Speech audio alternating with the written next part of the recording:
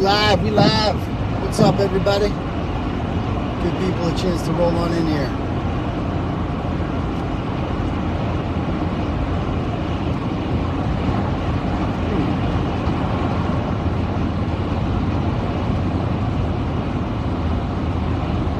Good morning, Turtle Riders. Happy Monday morning.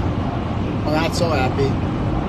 Be a lot happier if the Bruins didn't. I still can't believe that happened. I still can't believe that happened. But anyway, I have an announcement to make, so if you guys want to stroll on in here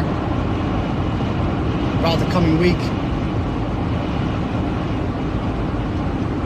Good morning, everyone. What's going on? So look, here's the deal. We just finished our biggest month in Turtleboy Daily News history.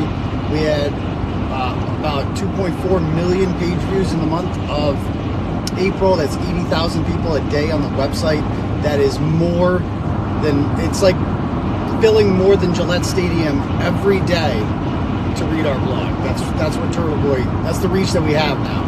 That we can fill Gillette Stadium every single day. More than that. To come and read our content. And it's only going to get bigger this month. Because this week, guys, this is a week you're going to want to pay attention to. I have a lot of tips that came in the last 48 hours about the Canton case, obviously. I'm sorry, like usually I do different stories. Like this is not me. But this story is so big, it has taken up all of my time and resources. Which is fine, because it's a really important story. I will get to some of the other stuff, don't get me wrong. But this week, there is a big shit coming, okay? I don't know where we're going to be on Friday, but it is Monday morning right now. And just mark my word about where we're going to be on Friday. We'll come back and revisit this and see what's happened. We have the court hearing on Wednesday in Dedham Superior Court, which I will be attending at 2 o'clock at Norfolk Superior Court. It's in Dedham. There is that hearing is at 2 o'clock, like I said, and there are, if we make it that far, let's just put it that way. I'm now saying with the caveat, if we make it that far. I was pretty sure we were going to make it that far until yesterday, when I found out some new information that is going to come out in the blog today. I've already written the blog. I'm going to be publishing it in a little bit. You might have noticed that I asked on Facebook and on Twitter for volunteers to go take some pictures for me. I've gotten some pictures already. I could use more. You know, if people want to message me. I don't want to send too many people to this location to spoof anyone. But when you see what I'm going to show you today, it is not definitive proof of anything. But it is the shadiest thing the shadiest part about this whole story so far. Let's just put it that way. It is the shadiest story, and you can draw whatever conclusions you want based on that. And let's just say that I'm pretty sure, I'm guessing that Karen Reed's defense team has the information that I have because I was tipped off to it. Not by them, but by other people in Canton. People in Canton are woke to this now, and they are noticing things happening in town. The Alberts own a lot of property in Canton, let's just put it that way. So I had people, I already got some pictures this morning, but I can take more. The more pictures the better, quite frankly. I don't want to send too many people there because I don't want them to start freaking out. I like how cocky and brazen they are right now. I'm genuinely enjoying it because they're making it a lot easier. But when you see what I have and what I'm going to publish today, you're going to, I was blown away. Let's just say that.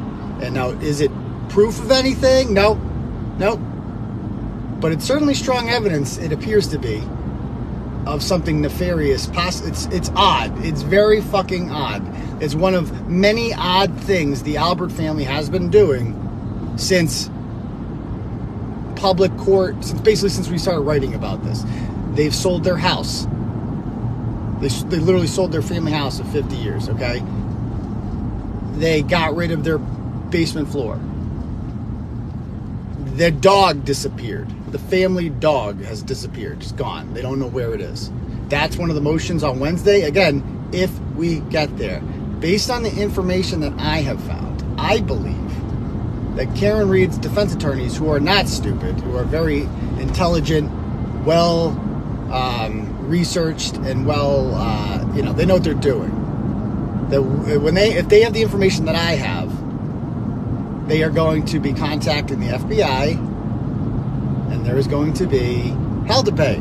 That there's going to be a serious potential discovery coming up within a day or two. That is my guess. That is my guess. I can't guarantee that, but that is my guess based on what I've seen pictures of happening. Now, this could all be a huge coincidence, what you're going to see today. A huge coincidence. It could be. Or it could be something more nefarious. Like selling the house was a huge coincidence. And the dog disappearing was a huge coincidence. And getting the floor thrown out was a huge coincidence. And spelling 4 kids' names wrong in a police report by a state trooper was a huge coincidence. And the fact that the state police search team found taillight at the scene 12 hours after the Canton police searched the same area and did not find any taillight, and a foot of snow had fallen since then. That is a huge coincidence. There are so many huge coincidences here. This one is perhaps the biggest when you see this, okay? This one is the biggest. So it's going to be published a little later. I, right now, am on my way to Gloucester for a freaking deposition. I'm being deposed by Julia Mejia's stupid attorney there, the Keith Ellison's 𝗲𝗏𝗏𝗧𝘂𝗍𝗶 brother. Keith Ellison, the Attorney General with the 𝗲𝗏𝗏𝗏𝗧𝘂𝗏 past. And his brother's got some 𝗲𝗏𝗏𝗏𝗧𝘂𝗏 ways himself with his ex-wife, it appears, in probate court documents. Look him up, Anthony Ellison. So I'm looking forward to this deposition. You guys know how I am with depositions. Not my first depo. Usually have a good time with these things. Ask Mike Gaffney. Ask Jamie Genero. You go down the list of people. Ryan Waters. That was a fun deposition. So we're going to have an interesting time doing this. Or Tony Branch. I've been deposed by a lot of winners. It's like Michael Scott's deposition, but better. So I'm looking forward to this because I have nothing to hide. But it is going to take up a significant portion of my day. So I did write one blog ahead of time that I'm ready to publish. If I have any new images, I might add it to it if people send me new images. But it's going to be published at some point today. I'm going to hit that publish button, so stay tuned for that because you're going to want to see it. And like I said, you'll be able to reach your own conclusions based on the images. I have no proof of anything. It is just more evidence that is going to make you say, what the fuck is going on here? And you can reach your own conclusions. So, I would guess that based on, if my theory is right here and my premonition is right here, I'm guessing there is a significant amount of evidence is going to be discovered in the next 24 to 48 hours that will not only exonerate Karen Reed, but implicate several members of the Albert crime family in a murder. That is my belief. If that is the case, I don't know what the fuck is going to happen in court on Wednesday. I can't imagine, so that's, the next 48 hours is going to be wild, the craziest part about this shit. Let's just put it that way. So, just pay attention. We'll see what happens. In the meantime, I'm being sued, if you're not familiar, by a Boston city councilor by the name of Julia Mejia, a woke Boston city councilor who believes that asphalt causes people to kill themselves and wants to ban asphalt. Not to kill other people, causes murders. And so I'm going to be sitting in with a deposition with her. She's suing me because I published a blog in which she blocked me. The blog was about how she blocked me after I reached out to her and asked her a question about whether or not she had any comment about allegations that she was involved in some sort of cover-up of a drunken driving, she was pulled over drunk. That was the room. That's what I was being told by sources, and so I reached out to her for comment, and she blocked me. And so I wrote a story about how the city councilor blocked me. So that's the story, is that you're not allowed to block people if you're a public official, if you're an elected official like that. Your constituents have a right, First Amendment right, to see your page and interact with it on Twitter. That's the Trump rule. So that was the story. The story wasn't even about the allegations, but in order to explain why she blocked me, I had to explain the allegations. And so that's all protected speech. Not worried about that. And we'll see. We'll see what happens. So I do have a thing with her today. And the bottom line is, in order to prove malice means you have to know it's wrong.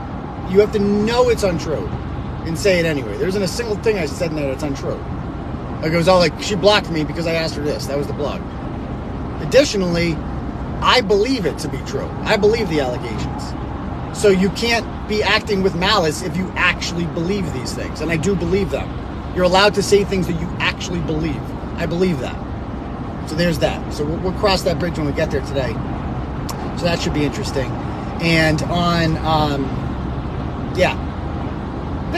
so that's basically it. I've got it ready to go. I got more content coming this week than you can imagine. Stay tuned. I don't know if she'll be there. I've never seen her in the flesh. I'm going to Mark Radaz's office right now in Delasta. So we will see when we get there. But anyway, I still can't believe the fucking Brogue, man. I still can't believe it. I'm devastated by that. Devastated. I don't want to talk about it. So we will see you guys all and I'm going to be making some trips to Canton soon. Let's just put it that way, okay? So anyway, love you all. Talk to you soon. Peace, Turtle Riders.